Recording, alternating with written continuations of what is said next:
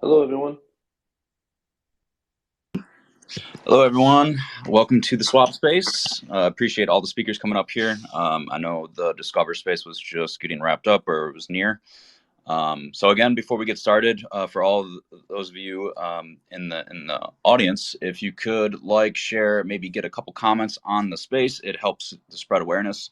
That way we can get some more people in here to learn about ckBTC and potentially some more useful things with ICP in general. So we have a lot of speakers with us today.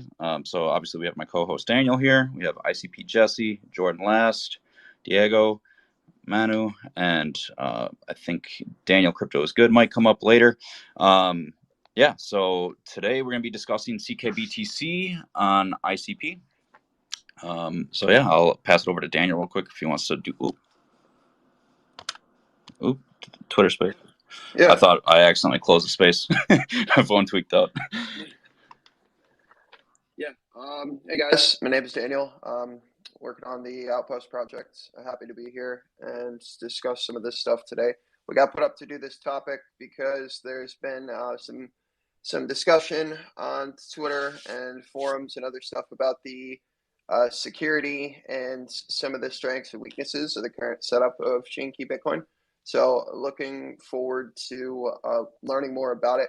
Full disclaimer, I wasn't able to do as much research as I wanted to on the topic beforehand. So I'm actually just as excited to learn more. So with that, I would like to ask, I know we have a couple of folks from DFINITY here that could probably explain the basics of like what Chain Key Bitcoin is to the audience, probably a lot better than I could at this time.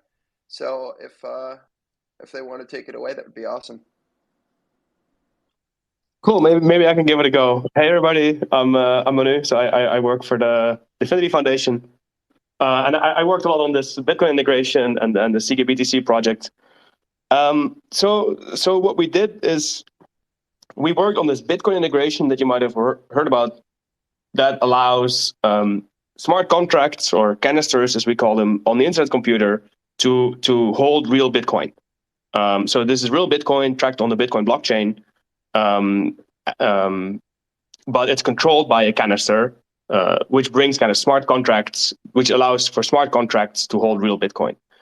And we did that by allowing canisters to have access to the Bitcoin state. So we have a whole canister that holds the whole Bitcoin UTXO set. And we built this thing called threshold ECDSA, or chain key signing, which allows a canister to securely sign messages by requesting the system to create a signature, where the secret key is not ever in one place, but instead it's held by the machines that power the blockchain. They all have shares and they collaborate to create the signature. So this is something that we worked on for a very long time. It was a pretty challenging project, and this launched in November last year. The downside of this is, though, that because it's real Bitcoin, it's still like relatively slow and expensive to transact in. So we built this thing that we called ckBTC on top of it. And ckBTC is a canister that's where you can send Bitcoin to, because it builds on this real integration. And now it will issue you a new token instead, which is called ckBTC. So if you deposit 1 Bitcoin, you get 1 ckBTC back. And this ckBTC token lives on the internet computer. And that means that you can transfer it very quickly and for low fees. And so this gives you like a fast and cheap way to trade in something that represents Bitcoin. And the cool thing about it is that at any point in time, if you want to get your Bitcoin back instead of your ckBTC, you can send your ckBTC to this canister smart contract that actually holds on to the underlying Bitcoin, and this canister will now send you the real Bitcoin back. So there's no like central entity that takes care of this conversion, but instead it's a canister smart contract on the internet computer that does this for you. And this is also nice and transparent because you can see exactly that this is done by a smart contract and that it has all the Bitcoins, that it doesn't, that it didn't run off with your Bitcoin. So you can see that the ckBTC is fully backed by real Bitcoin owned by a smart contract. Does that make sense, Daniel? Absolutely. And honestly, it's like really cool, by the way. It's like super cool tech. I know that we've seen some questions, comments, and concerns regarding the current state of how the chain key Bitcoin canister, or at least the subnet that it's on, like the size of it, and there's some like security things going on. I know Jordan Last has written quite the thread. Was very insightful, and I'd like to hear more from him about what some of those concerns might be and the strengths and weaknesses that come with. Sure. So I think I have two main concerns. So I'll just start with the security concern itself. I mean, this is just fundamental to the internet computer security model and the threshold ECDSA security model. So the Bitcoin keys, like the actual key pairs, like Manu was saying, those are actual Bitcoin key pairs, but they're threshold key pairs. And these key pairs are stored on a specific subnet of the internet computer called the fiduciary subnet. And there's a backup on, I believe, the internet identity subnet. But the main key pairs are stored on a 28 node subnet. And based on the, I guess, the parameters of the model, you need 10 of those key shares to produce a I believe 10 of the key shares to produce a signature. And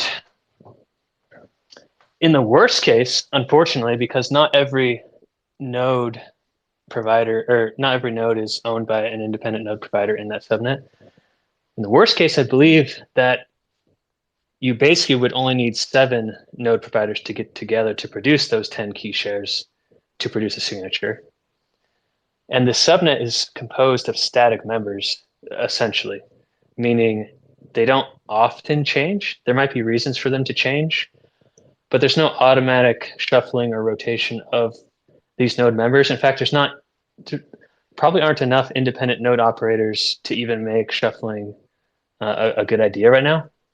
So the key concern is that you have a relatively small number of independent parties that are aware of each other and could contact each other over time and could collude basically to sign anything and thus steal anything that's stored on that subnet. So for now, that's just going to be Bitcoin, but you can sign any TCDSA thing basically. So it could be Ethereum or any other chain that does that in the future. So that's the main concern. I mean, the main concern is that is the model, and I'm not sure people are aware of that. So assuming people are aware of that, then we can get into, well, is it actually secure? And what I feel like there's a very large lack of like research or heuristics or evidence-based reasons for why such a small subnet is sufficiently secure. It might be, for example, Chainlink has a very similar security model in some ways.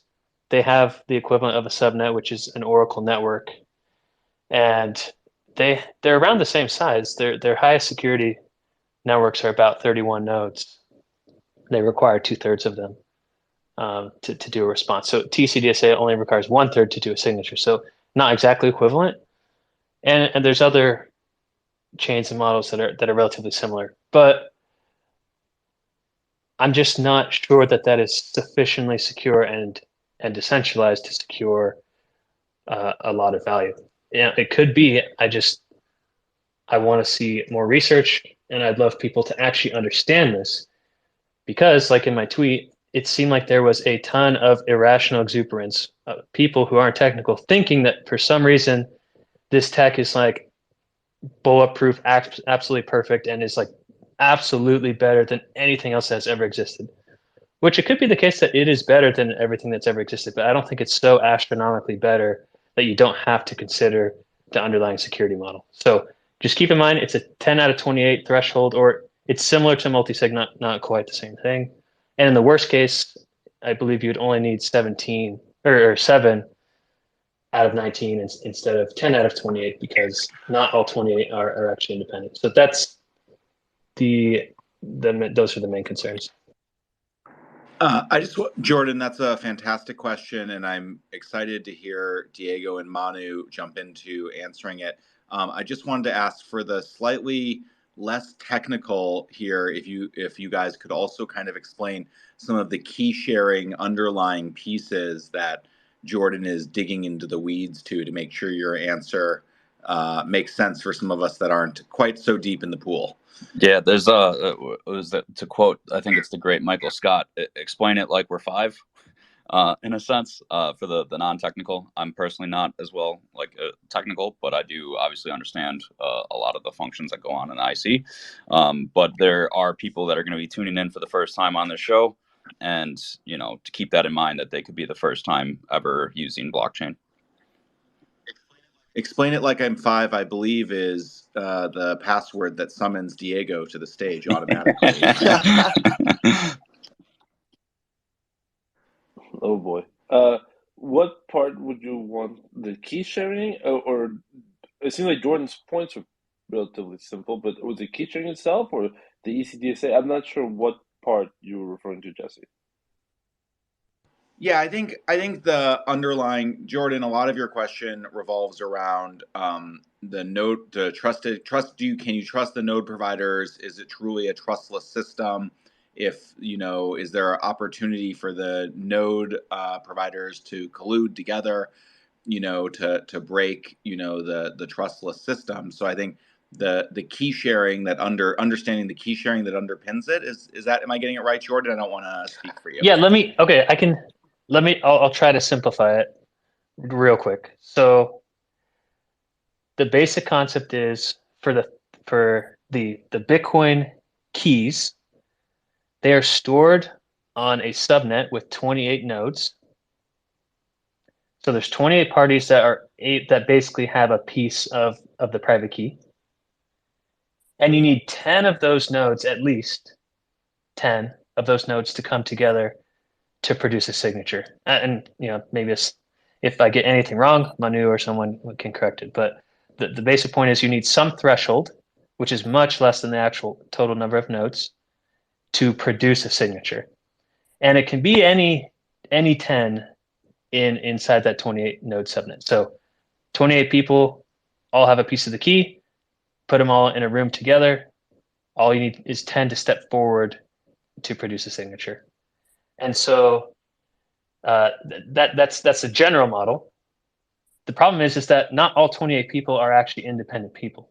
There are 28 nodes, but some of them are owned by the same company. You can go look that up on the dashboard. So in the worst case, you have even fewer people in the room. You actually have 19 people in the room based on my last calculation, which was a couple weeks ago.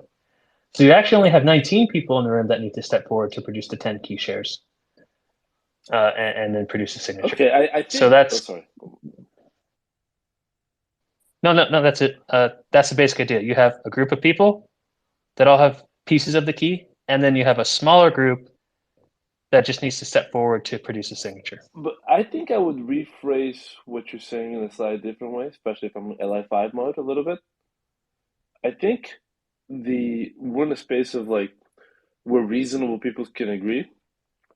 And I'm gonna LI5, so please, Jordan, correct me. Sometimes when you project a 3-dimensional space into a 2-dimensional, you lose a lot of fidelity, obviously. The core thing is to use random numbers. If you needed 10,000 independent node providers, people would say yeah, that's probably more secure. If you had one, that's probably not secure. It's a place where reasonable people could disagree as to how many independent node providers, and that's why he's saying I need a little more objective studies. Is 10 reasonably enough? Is 20 more reasonable in today's world, or is 7 enough? And I think we all agree on the fundamentals of the system. Jordan is saying like, I'd like to see a little more data as to like, how many locks do we want on the door?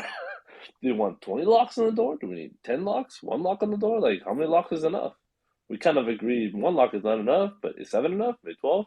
And I think that's a place where reasonable people can disagree. Is that a fair assessment of the meta argument? Absolutely. Absolutely. And yep. So yeah, how many locks do we want? And it seems like everyone's just guessing, like, oh, this many could be good. Let's just have as many as possible, is basically what everyone says. And yet we throw out a system that only has a few and that could be secure enough, but I've not been convinced with anything I've seen from DFINITY or anybody else, except for looking at other ecosystems, that the number we've chosen is secure enough. I slightly, and again, we're in a place where reasonable people can disagree here, and I'm definitely going to jump into Manu Lender here a little bit. Is that one of the things that I do strongly believe is that it doesn't matter the number of node providers. I think what matters the most is the number of independent people. If Bitcoin has 7,000 nodes, but they're all owned by like 3 companies, really the Nakamoto coefficient is 3, not 7,000. So I do strongly believe that.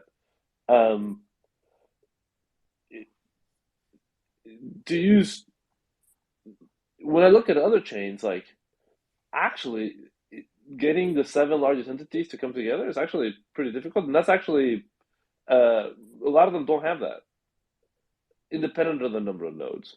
I'm not sure if you agree with that. Yeah, I mean, the Nakamoto coefficient is, I think, very useful. And yeah, this subnet would basically have one of 7, a Nakamoto coefficient of 7. You need 7 independent entities to come together to produce the 10 key shares. The problem is, I'm not sure it's exactly equivalent, because with mining pools on Bitcoin and with validators on Ethereum, well, I mean, I guess it is similar. Mining pools can, if anything goes wrong, could decentralize rather quickly. The validators, I think, if you're captured by Coinbase or something, which probably is apparently illegal, so soon that might go away, then they do have full control. So yeah, I see what you're saying. It's very reasonable. I just these are it just makes me feel, ignore the Nakamoto coefficient or anything else that we know about, when I just boil it down to the simplest thing, where there are these node operators that don't have very much oversight, that know who each other are, and are all sitting in the same subnet for years on end. It just seems like, and you put like $1 billion in front of them. I'm just saying, eventually, let's say there's like hundreds of millions of dollars on this thing. That's just a lot of temptation. And is 7 or 10, whatever, like what is enough? And I just want people to think about that. And I would love research or opinions on why that's enough, why it will be robust, and not to just think that this system is automatically perfect because it's alien technology. It's not alien technology. It's done by humans. It's things that it's done by humans at the bit. Yeah. So I just want everybody to think about it, and it could be secure enough. And also, the underlying model is awesome. If you scale it, then I agree. We reach a point once you have enough independent entities that it is very, very secure. Just not sure it is right now, and I want everybody to think about it. That's very, very valid, Jordan. And it's great to hear someone voicing the concerns, especially with your technical ability. I think the community can get behind that and really appreciate the fact that you've come forward. It looks like Jesse's raising his hand, so I'm going to pass it off to him. Yeah, I just want to say I totally agree, and I think sort of a larger thing I'm getting from you, Jordan, is like, hey, like the marketing around this stuff needs to like align with the technical realities of it, right? Like if we're going out there and we're like, our BTC integration turns lead into gold, and other miracles, that's not going to work either. And so I think if it's all right, I think it's a good segue into when we're talking about Bitcoin integration and ckBTC, like, let me just sort of dive into like some of the language questions I find really challenging. So like, Manu, I'd love for you to tackle, like, is this bridged? Is this a bridged coin? Is ckBTC a wrapped coin? Like, how should we talk about this in a way that is both, promoting this technology for use, but also not we don't want to lie, right? Like, I think really good marketing has to like reflect the truth underneath and do it. So to help, I assume everyone in this room like me is out there wanting to help increase awareness and reach out to other chains. So what are some of the ways we can talk about this that'll be both true and effective? Yeah, that's always difficult. I think a lot of these terms are not like super strictly defined, which makes it a bit challenging, right? I would not call this a bridge, right? I think that is typically something. Well, I'm sure some people would disagree, but I think that's something like outside of two protocols that kind of brings them together. Where here we built it into ICP and it uses the ICP trust assumptions. So there's not like a third entity in the middle. You also said, like, is it a wrap token? I guess I also don't know what the exact definition of that is, but I think that it does bear a lot of resemblance to. So it's like a different token that represents another one. Of course, here it's also important to keep in mind that it's the built into the Internet Computer Protocol that holds it, not some centralized party. I guess I think that's important to note. But otherwise, I think you could reasonably call it a wrap token. I think that's pretty fair. So we have Genesis that's been raising their hand. I'm gonna just pass it over to them real quick, and then if there's anyone else that wants to touch back on whether it's wrapped or not, I think that's still valid to go about. Yeah, thanks, guys. Sorry, I probably wasn't quick enough to raise my hand to speak just on Jordan's last point, so I do apologise. It's probably going back one step, but I think just very quickly, I mean, Jordan raises some interesting points, and I think it's great actually as a community that we have these kind of discussions. It's healthy, and I like that. I think one thing that wasn't touched on, which I think a lot of kind of Jordan's points were kind of forward-looking. You know, what happens when there's $1 billion on this subnet and all this sort of thing. That's obviously looking into the future, but I think we also got to realize, like a lot of these node providers, what skin they've already got in the game. And my kind of understanding at this moment in time is that it's not cheap to set up a node and be a node provider in the IC. So their incentive to be good, I suppose, in the short term, when we don't have $1 billion, of ckBTC sitting there, is that going nuclear and speaking to their 7 mates to also steal all the BTC is probably, I imagine, in effect, signing their own death warrant as a node provider, and that will have a financial impact. And until ckBTC value kind of significantly outstrips the kind of what they would lose from being that node provider, then I think that in itself provides a level of security in the short term, but absolutely in the long term, what Jordan's talking about is stuff we should be looking at. Yeah, can I maybe comment on that and actually maybe also reply to Jordan a bit more? Because I think Jordan makes a very good point, right? Like, I think there's 2 ways to look at this. Like, one is the technical achievements, and I think I think we're rightfully proud of the achievement that the protocol itself can make these signatures and hold real Bitcoin. And I think over time this is an amazing solution because we get more node providers on board. We can grow the size of the subnet, and nothing has to like change or be redeployed or whatever. The key automatically evolves and becomes more secure because it's shared in smaller pieces. So now I guess we have this 28 node subnet, but I mean, if things go well, maybe it doubles in a year or so, right? So I think that's the one perspective that I think is super promising, and I think the other thing is is the current number that we have enough? And I think that's a very difficult trade-off that everybody has to make for themselves.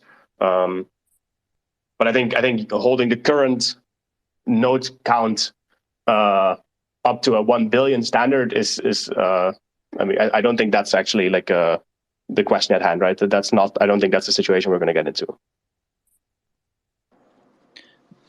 Yeah. And then the guy, you have your hand up. If you'd like to talk, you're more than welcome. Yeah, sorry, I'm not the most technical here.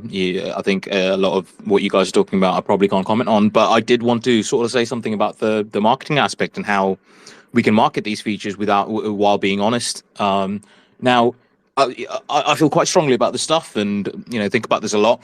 Do we even need to market this right now? Now, these are products that are in its most beta phase. These are products that are not really like properly tested at the moment.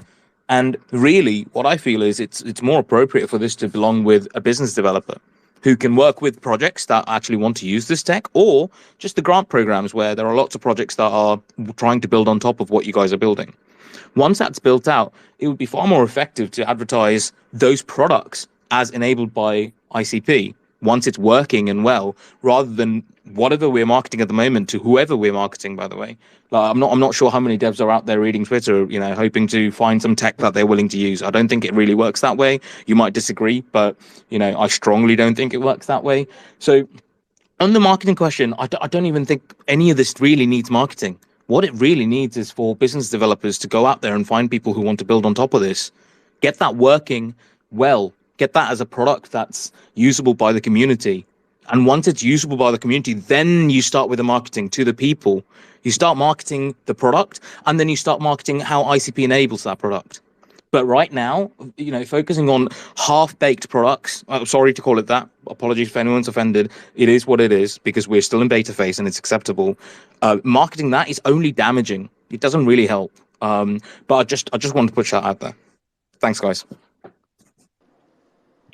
Yeah, I mean, I think we're all on the same page. We want to be able to market this right and properly. And your question is, like, is it too soon, that we're marketing these things? And I think that's pretty valid as well. I would personally like to see more events where we're getting more businesses and going to crypto events and maybe talking about this with other people in the crypto space versus necessarily trying to promote it to everyone. But that's not necessarily what the foundation wants to do, and I think it's beneficial to be all on the same page and know what's going to be best moving forward. So I do think that's very valid. Personally, in my opinion, I think there needs to be a lot more events in the ICP ecosystem as a whole to bring people together, because those are just kind of electric and it gets people going on the same page, and we all can move together much more fluid that way, because then you can go into depth explaining to people in person, the right concept of how to go about these things. So very valid, very valid. I'll pass it off to, I think, Cake Maker, you might have had something that you wanted to say. Yeah, I have a question. Because I tried to transfer BTC to ICDEX. I know the transactions are not allowed, but I was just, searching. But when I clicked, I saw a principal ID where I can send BTC. How different is the experience for a user when it comes to sending BTC to a canister or an address? For example, a regular user, when they click receive BTC on a platform like Sonic or ICDEX, how are they going to see the address? How can they send?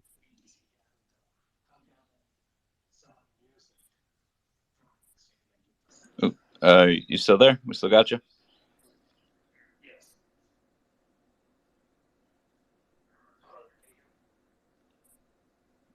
Cake, are you there?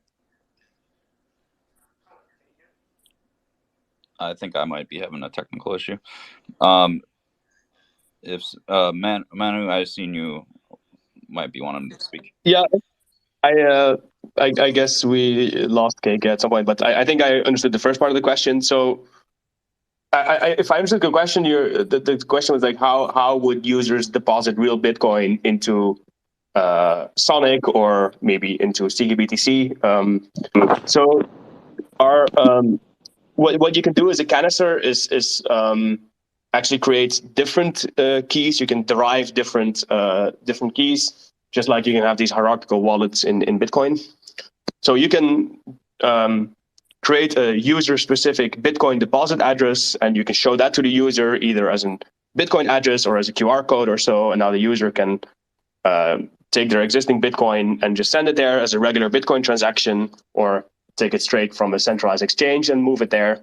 And then your DApp, so this could be whatever, ckBTC or Sonic, can find this UTXO and then credit the user that deposited this with some balance.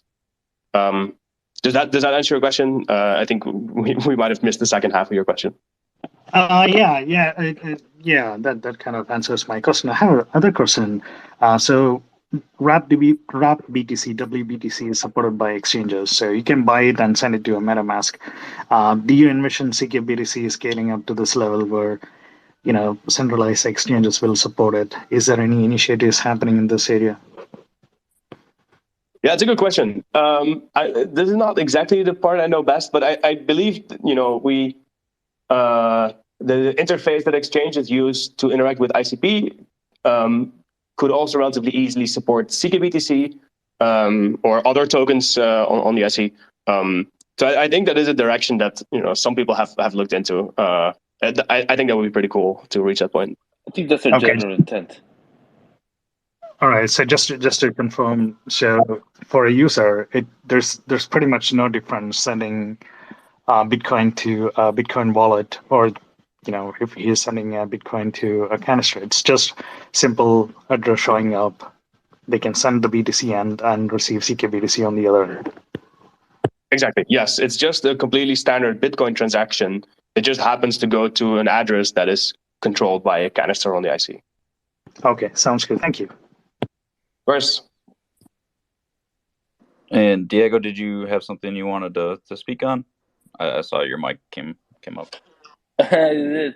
I keep thinking that since wallets, UCC DSA, like maybe an LI5 way to explain it, which I'm just gonna field test. I'm just gonna field test right here. Is like the Bitcoin ICP integration has no bridge in the same way that there's no bridge between a wallet and Bitcoin, right? Like there is no bridge between a wallet and Bitcoin. Same way.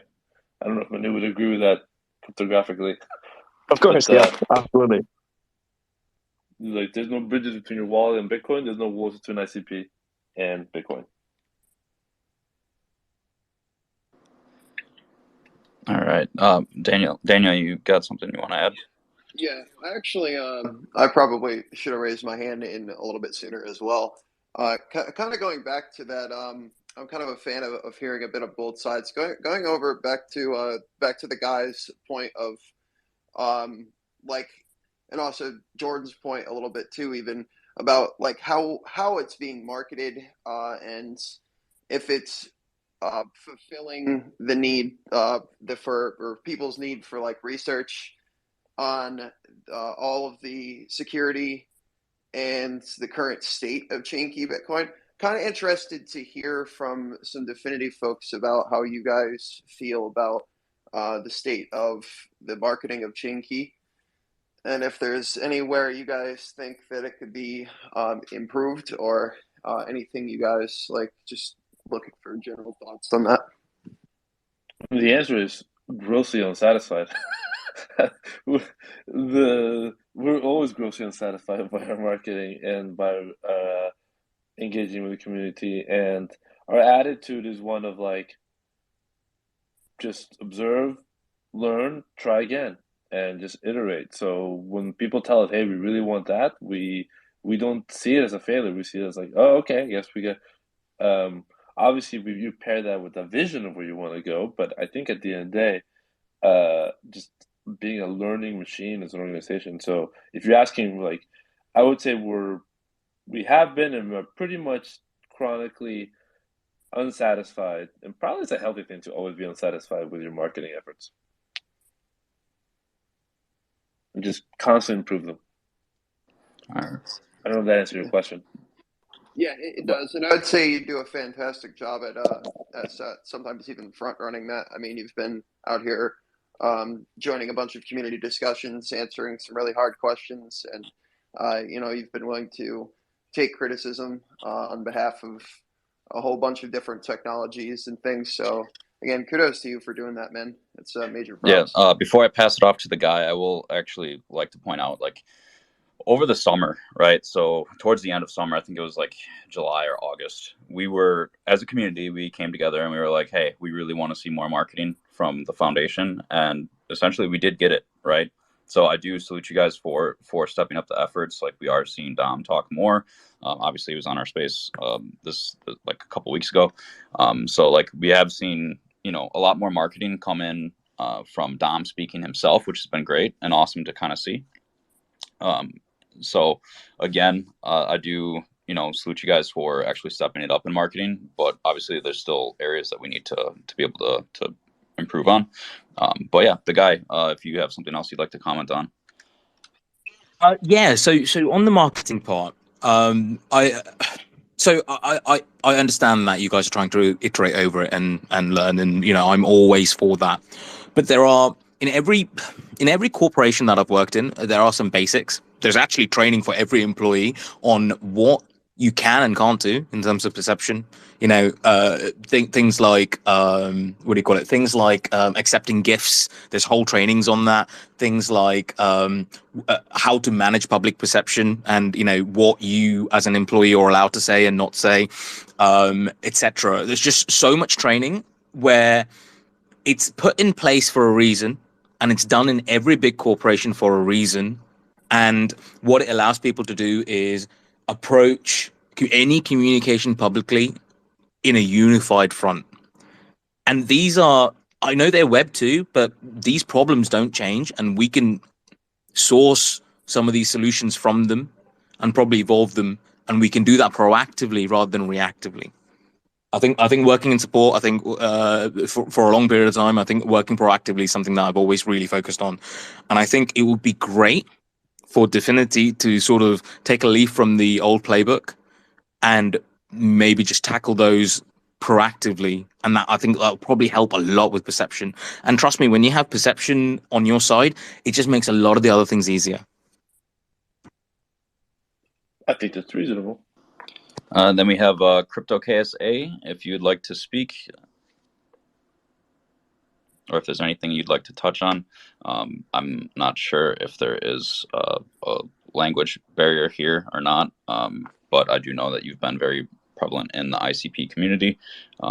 So I will give you the floor to speak if you do have anything to say. Also, while we wait for that, if there is anyone that wants to voice questions in the thread of this space, we can certainly start to kind of get those underway. And then maybe in a little bit, we will start to call some people up if they have any additional questions. So. Well, someone raises a question. I just want to bring up a little bit of another meta point. That's LI5. Jordan's original point as part of this conversation is, I'm going to use Jordan as an avatar. I'm sorry to use this as an avatar for the part of the ICP community that explores the research and explores the implementation, which is good and healthy to have people outside the foundation who are vetting, observing, question. It's part of a long-running thread of like back and forth across many topics. There's been many topics where the foundation's original stance has changed, it's iterated. Sometimes the community is like they understand what our intent is. So this is just one of dozens, if not hundreds, of these things. So I just want to also give that clarity to anybody that might be joining for the first time. I don't know if you agree with that, Jordan, Manu.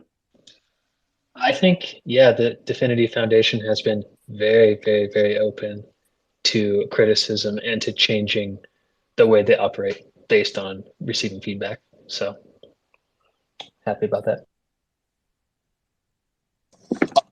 I agree, by the way. I agree with that. I think it's great that they're making this effort to sort of come in and engage. Thank you. All right. Does anybody up here on the current speaker panel have anything else that they'd like to ask each other? I think all of you guys have done a fantastic job. I think we all learned a lot, and we got to hear some very intelligent, very creative, and well put together points from everybody. So I see we have a couple hands. So okay, I have a question. Go ahead.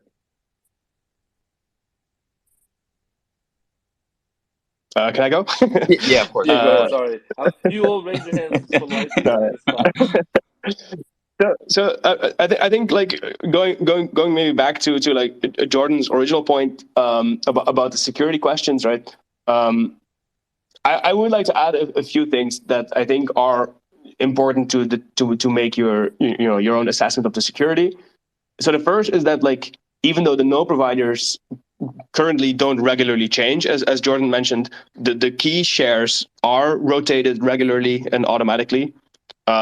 Which means that if you do like a break in and you steal the hard disk or something from some node that contains a piece of the key, and you do that like one by one with many of the nodes on the subnets, like that does not allow you to break the key. You need to do it in a short time frame because these key shares are refreshed regularly, and then the old ones are not. You do not combine the old ones with the new ones. So that's just an extra bit of information that I think is relevant for this. Another thing I wanted to another idea that I guess has been brought up, maybe I'm curious to hear your thoughts also, Jordan, is that you could have different subnets, have their own key, and you could, as an application running on the IC, choose to use a multi-sig wallet with keys on different subnets to increase your security at the cost of like whatever higher cycles and stuff like that. But that is something that could easily be possible. So I'm curious to hear what you think about that. Yeah. So a couple points. Yeah, the attack vector of someone trying to like hack into the 7 or the 10 that you need, I think that's like that would be extremely difficult, and it makes a lot of sense that we're pretty secure against that. Usually I'm focused on the collusion attack vector, which in my opinion is the biggest one on the internet computer.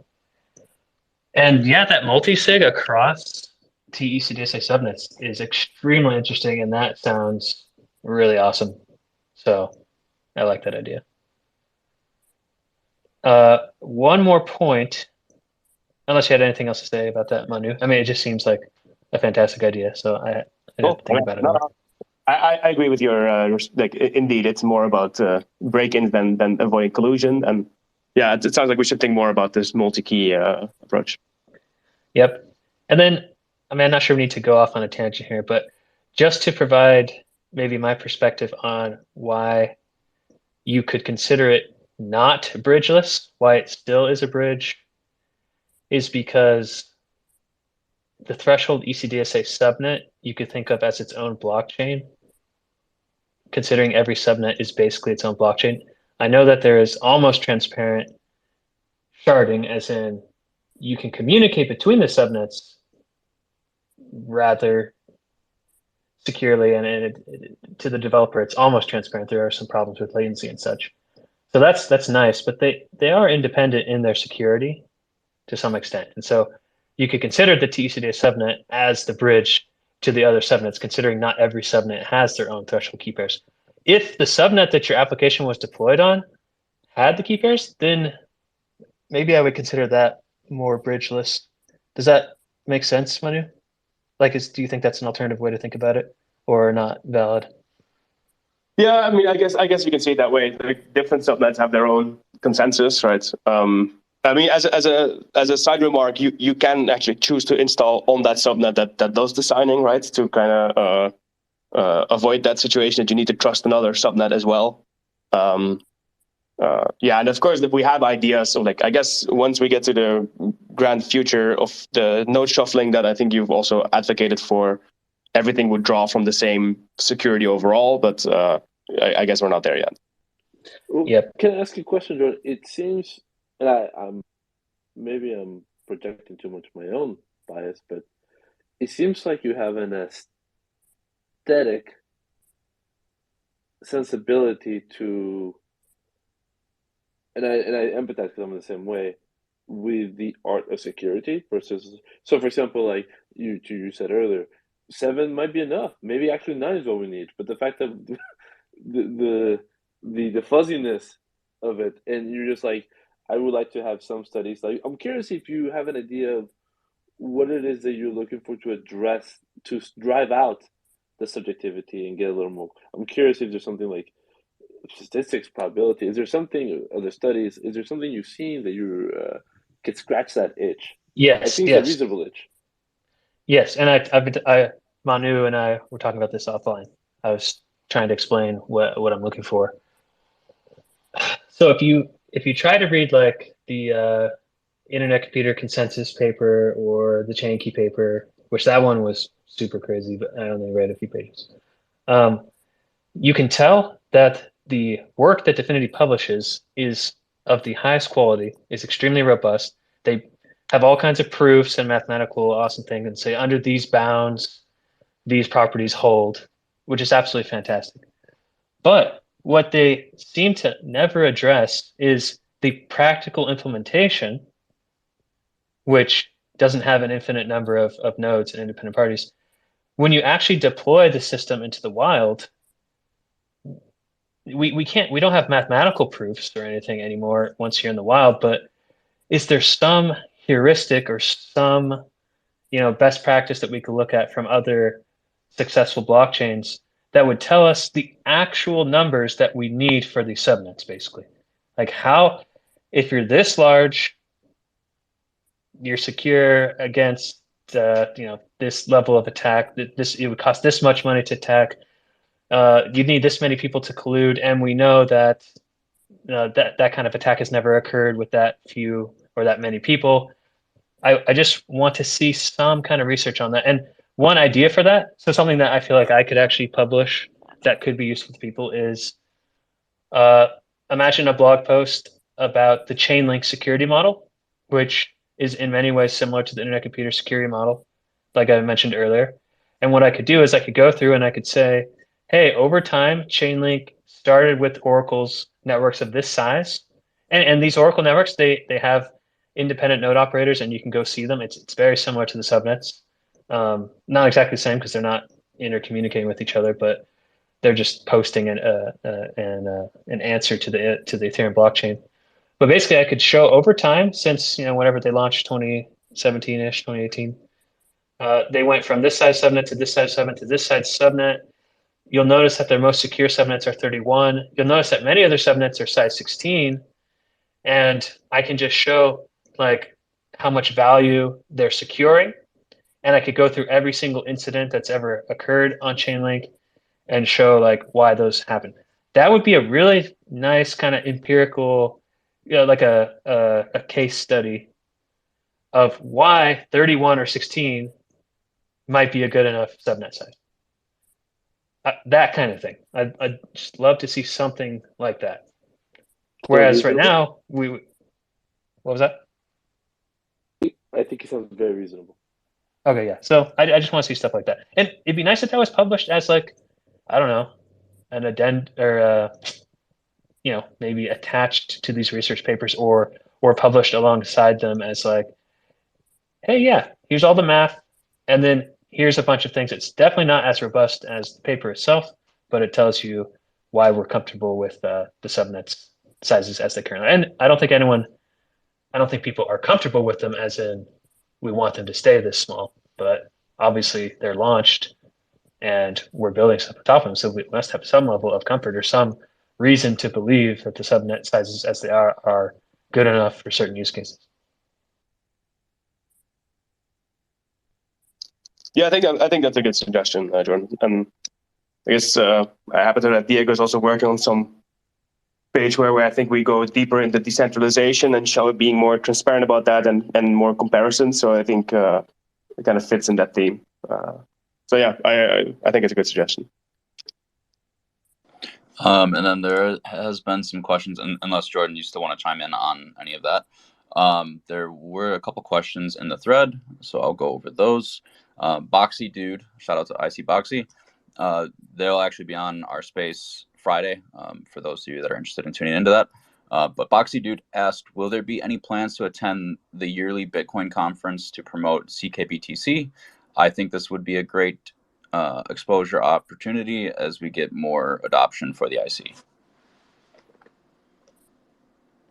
So do we foresee ckBTC getting any love or attention at the Miami conference this year in May?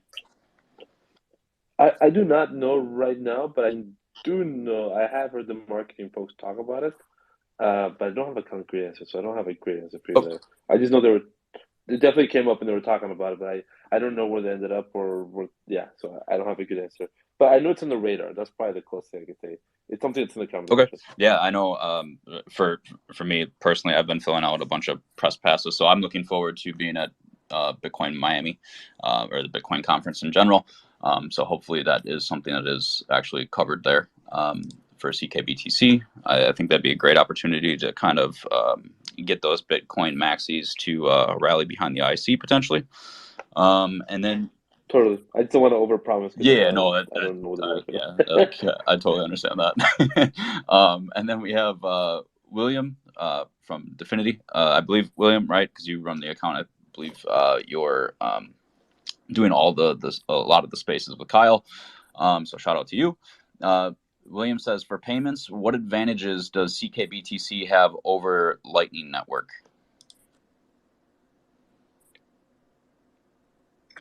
I can have a go at that. So they have a lot in common, right? So I guess the purpose is the same. Like you want to have for payments, you want them to be fast and you want them to be cheap. So I guess that they have that in common. I think Lightning has some challenges with like you need these. It's like channels, right? So you need to find a path for payments, and those paths need to have enough liquidity. I think that's a bit of a limitation that Lightning sometimes runs into. Hopefully with ckBTC that will not be the case. I mean, you mentioned payments specifically, which is what I guess Lightning is still pretty good at. But of course, ckBTC is like a full token with a ledger, which of course opens up many more opportunities than just payments, right? You can do all the DeFi that we know with this token, which you cannot do with Lightning.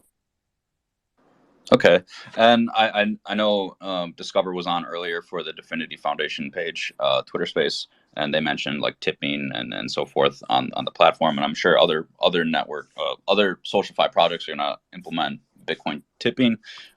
So is there anything else that kind of like ties in with that you see is kind of fitting in what's possible for ckBTC, like smaller transactions compared to buying and selling larger scale? Yeah, I just happened in the open chat. I just happened to see a ton of very small airdrops. Oh, sorry, I think we got a bit of an echo.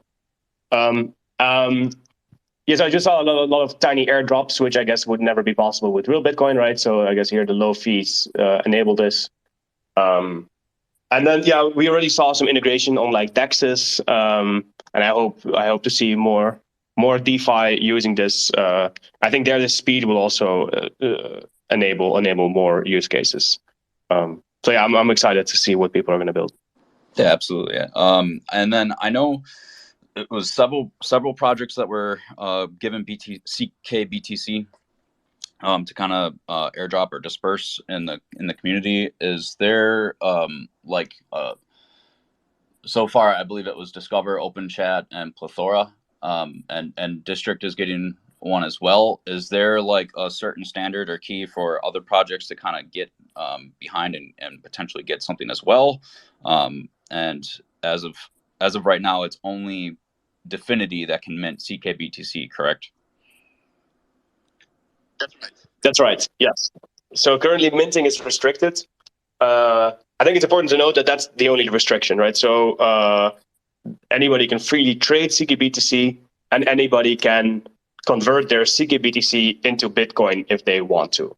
So it's only the conversion Bitcoin into ckBTC that's currently restricted.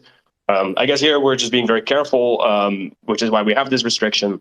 But hopefully this will be lifted soon, and then anybody can mint their own by depositing Bitcoin. a couple of questions on that. So, one, would you have any idea of maybe a tentative timeline we could expect for when those restrictions would or might be lifted?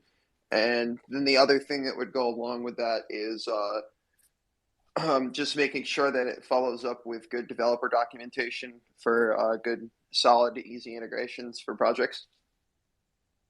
Yeah, I cannot give a definitive timeline. I guess as soon as possible. We also really want to see it lifted.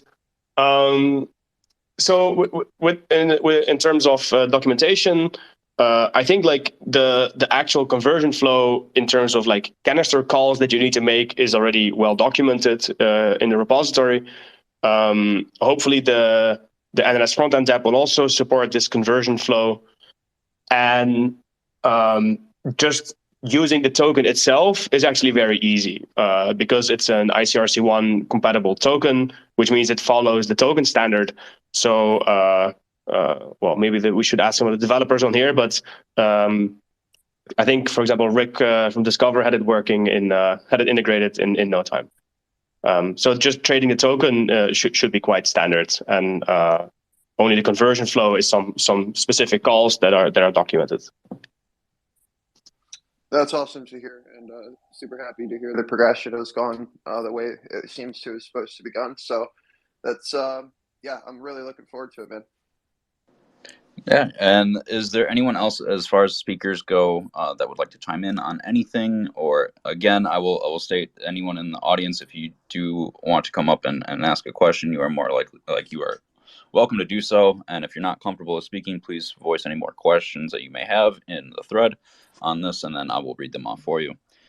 But again, any speaker, if you'd like to chime in on anything, or if you feel like there's any more areas that we need to touch in on, you're more than welcome to do so. So again, appreciate you all tuning in. I'll probably give it like a minute or two yet, since we are at about the hour mark. I don't want to kind of keep everyone away from what they need to do. Looks like we have a question from Ariel.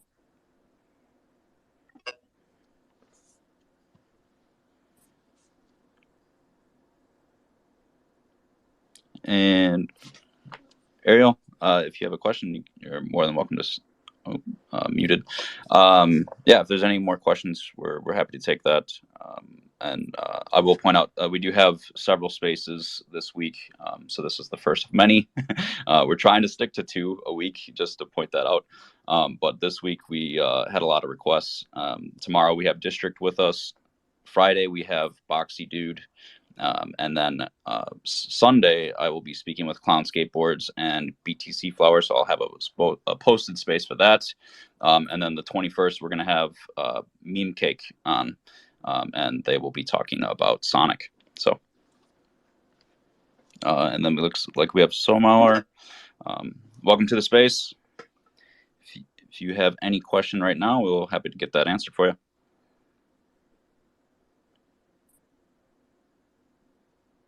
So Mahler, are you there? Hello? Hello, welcome to the space. Hey, man, thanks for taking my call. I don't have a question or anything, but I just wanted to say, hey, thank you to all you guys for what y'all doing, and especially Last.js and his contribution to the community. And sometimes, he can be a big critic, but that's good for the IC, right? Because we can't be blind to what's going on out there. And thanks for doing what you're doing. The only point I want to touch on is a stable coin, right, on the IC. Which is, to me, that's a big problem, the fact that we don't have one. But and I've seen some people started talking, especially Last.js and even SigDAO started talking about stable coin on the internet computer. So that's a good thing. But given the fact, the environment we are in right now with the SEC going after everybody, I think it's probably a good time to start talking about stable coin on the IC, not just like stable coin that are back 1-to-1, like dollar-wise, but I'm talking about even like algorithmic stablecoin as well, and we also have XTC, which has been lagging for a long time. Maybe it's a good time to start talking about that and start driving the narrative instead of just following the herd. You know what I'm saying? Yeah, that's all the comment that I have. Yeah, we certainly appreciate the the love that these spaces have been getting, and we want to continue to push through and get more of these neutral spaces in touch with the community. I do think it's important to kind of have like the community give solid feedback of ways that we can progress as a whole. And this is it's been a blessing to be able to get people to gather like this, especially at all different time zones in the world, so we're very much looking forward to that and continue to do that for the community to be able to help get their questions answered, and educate the public and hopefully bring more adoption and awareness to the IC. So, and that's appreciated with individual community members as well. It goes a long way for even yourself, Somaler, to really provide a lot of quality content yourself. And it's very inspiring to see some of these community members start to branch out and do things on their own as well to provide solid information for others. And I think that's going to be a solid backbone to 2023 as a whole, just seeing more community members step up and voice concerns. So, and then we do have a question from Sebastian, I think. Yeah, hi. Can you hear me? Yes, we can. Welcome to the space. Yeah, thank you for hosting this. I just had a quick logistical question. If other players are going to begin to be using ckBTC, I was just wondering whether the block confirmation time of 72 blocks would ever be considered to be decreased. Because I think that's, relative to other bridging scenarios or even other exchanges, they usually use 3 to 6 blocks of confirmation. I just wanted to see if the user experience would be improved there. Yes, I think that is our plan. I think we just started with something ultra conservative. It's almost ridiculously conservative right now. So yeah, I do expect that to go down. Awesome, thanks. I think 1 year confirmation time would be better, more conservative. Yeah, just to play it safe. And then looks like there was Andrew posted the ckBTC docs in the Twitter thread here. So those of you that are interested in seeing those, you can click on the thread and see that. I did retweet it, so you will also see it on the swap count. And then Doge Rampage 1 has when ICP on Ledger Live. I'm not sure what Ledger Live is, or if ICP is live. So, yeah, if there's any more questions, guys, I think we're probably at about the time where we could probably wrap this up. I seriously appreciate you all for chiming in with your questions and concerns, and looking forward to how we can continually improve and make the community a better space around internet computer. I will also state that we are looking to kind of integrate more networks as a whole. So we might, for the space of for the swap spaces for Twitter, we might be having more conversations with other networks and projects as well, so we can help bring adoption to IC, and look forward to educating and talking about more areas in the crypto space as a whole. And that's going to kind of require a lot of patience with the community and so on as we kind of navigate through some things. But I seriously appreciate you all for tuning in, and if there's no more questions at this time, I think we're at a place that we could probably end this. I did want to chime in and just really thank Jordan Last for not only all of your work and development you've been doing, but just in general the criticisms, the feedback, the suggestions, security concerns. Really, man, you're one of my favorite people here. I love reading your threads. It's always insightful, and we're happy to have you up anytime. And thank you to the rest of you guys who came up here and spoke, gave your feedback, gave your answers, and your insight as well. Seriously, this is a powerful thing to be doing to get the community together with some DFINITY folks and just really hash out issues and come up with solutions to things. So seriously, just thank you guys. It's awesome. Yeah, and I'd like to touch on that as well. Thank you, Jordan, especially like with the security concerns as well.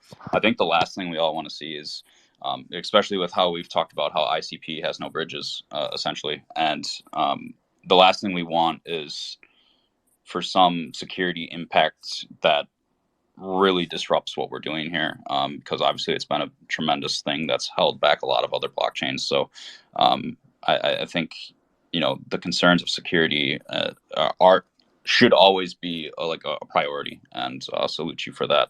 And I salute the DFINITY employees and everyone that's came up here to speak on this topic today. Looks like we do have one more question before we end the space.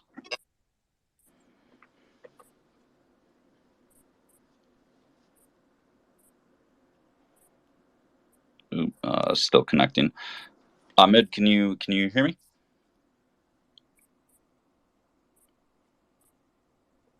If you have a question, Ahmed, you're welcome to go. Yes, my question is, since now currently our financial situation as a world citizens is being controlled by banks and no longer be controlled by the government, how can we address the new money that's been channeled into the economy without hindering progress? And we can, you know, when the economy is growing, but you still have recession in the horizon. So can we address that? Thank you.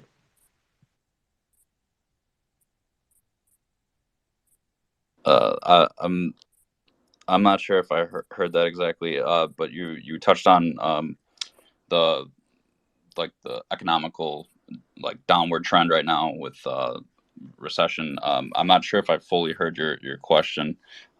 Yeah. Okay, let me repeat again. What I was saying was, since now when the banks are giving out loans, in their database it shows that they gave out that money. It's not like, no, they show that you give them that money, so they don't show it they gave you that money. So it's a new trend we see with banks, and government can't address it because literally government are being controlled by the banks. So can cryptocurrencies address that? So I think, are you saying like the banks in general giving out loans and they kind of control whether people can and can't get loans at this time? So I think, you know, that's something that's beyond everyone's control. And Nathan, I see your hand up. I assume it's Nathan at Genesis. So you're welcome to speak if you'd like. Yeah, thanks. It is Nathan. I think, to be honest, it's a really big question he's asked there, and I think you've probably spent a whole space trying to answer it. But I think my quick view would be the crypto space have got more capacity to fix those problems than the traditional banking sector. You know, programmable money, smart contracts, controlled by the community, for the community, ultimately is a better sort of place to try and fix the monetary problems that we've got in this world than the traditional banking sector. That's kind of what I'm thinking. Yeah, I do think this is a pretty big topic to kind of touch on, especially like right now. I believe it was in Nigeria, banks closed and so forth. So like you have people locked out from their bank accounts right now, and that's happened time and again, you know, in other countries and stuff. So you know, it's unfortunate that these situations occur, and I think, you know, that's kind of like what the forefront of what crypto really is kind of like about, like giving people their own custody of their funds, you know. So yeah, like it's tough because like the banks are always going to either approve or deny people, and it's kind of up to the government because the government gets you know, the money from the banks. You know, a bank is only supposed to like hold like 10% of the funds that's deposited into it. Like the rest can go to the government or used for mortgages and so forth. So it's a tricky space, you know, because obviously the U.S. has a huge debt deficit, and we're at like a point where like we raise it, or do we print more money and cause more inflation? Like it's a touchy thing, and hopefully this is what crypto really resolves in the long run. It's kind of just locked by the government at this point, whether they're going to further regulate and get things done. Jesse, I see your response. You got to get going. I appreciate your time. But yeah, I think, Ahmed, it's probably something that we could address in another space. Yeah, I mean, it really comes down to what the governments are going to enable, and if they're, the banks themselves are going to be able to do loans and so forth later on. But yeah, I will wrap up the space, guys. I think this is a great point to stop at. We're at about an hour and 15 in, and we're more than well, like, we'll do more spaces and stuff like this again. So if you guys have any more community concerns, we'd like to get those addressed. And if we do need to touch on more topic areas again and bring those up, we're happy to do so. So thank you all for your time. I'm gonna end the space. Look forward to getting some more questions and stuff in, and what you guys want to hear. So thank you all. Yeah, thanks, guys. Thank you.